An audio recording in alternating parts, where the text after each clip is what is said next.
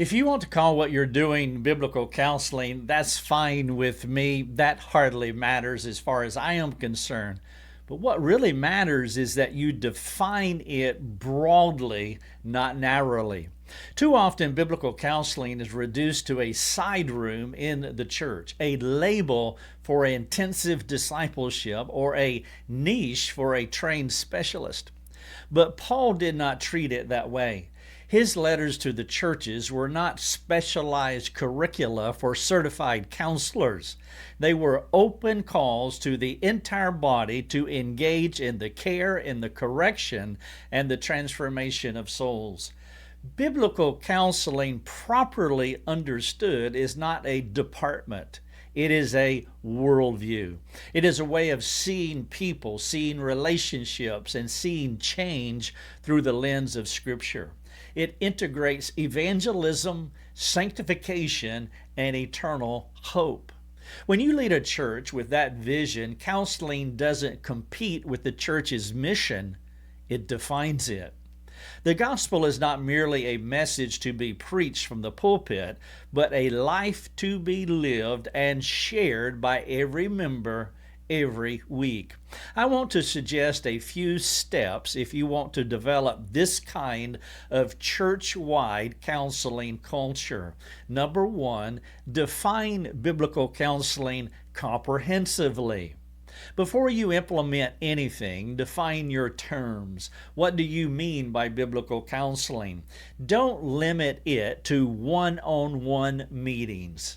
Instead, see it as the full scope of soul care, how we speak truth in love, how we bear burdens, how we comfort the grieving, how we confront the straying, and how we walk together in sanctification.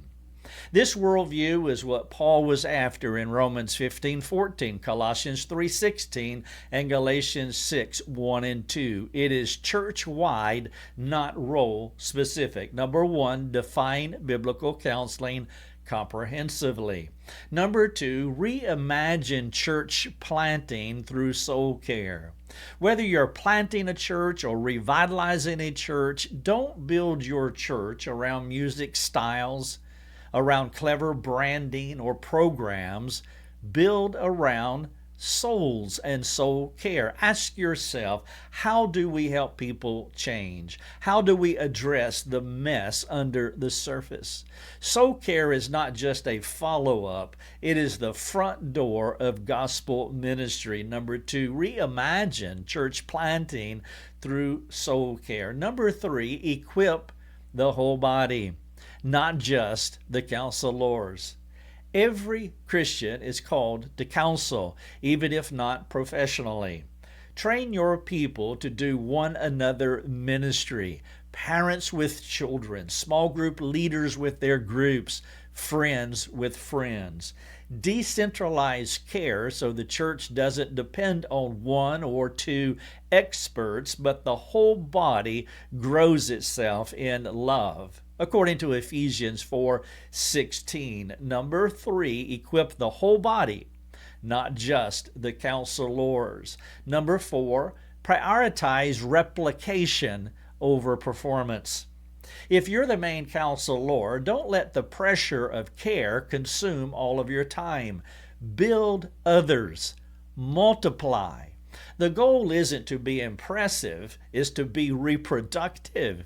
Are you building a movement, or are you just managing needs? Are you being preventative, or you're just putting out fires? Number four, prioritize replication over performance. And number five, let the church become the message.